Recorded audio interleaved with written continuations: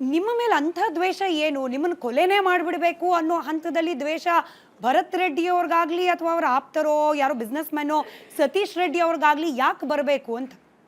ನೋಡಿ, ಒಂದು ವಿಷಯ ಹೇಳ್ತಾ ಇದ್ದೀನಮ್ಮ ನಿಮಗೆ. 2006 ಕೊಯ್ಲೇಷನ್ ಗೌರ್ಮೆಂಟ್ ನಡೆಯುವ ಸಂದರ್ಭದಲ್ಲಿ ಒಂದು SP ಪಂಕಜ್ ಕುಮಾರ್ ಠಾಕೂರ್ ಅಂತೇಳಿ ಇಲ್ಲಿ ಕೆಲಸ ಮಾಡ್ತಾಯಿದ್ರು.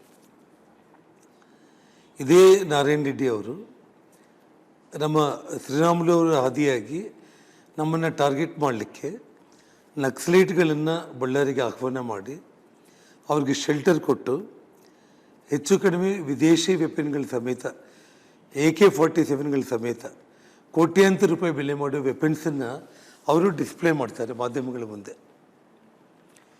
ಆ ಘಟನೆ ಆದ ತಕ್ಷಣ SP ಅಲ್ಲಿಂದ ಟ್ರಾನ್ಸ್ಫರ್ ಮಾಡ್ತಾರೆ.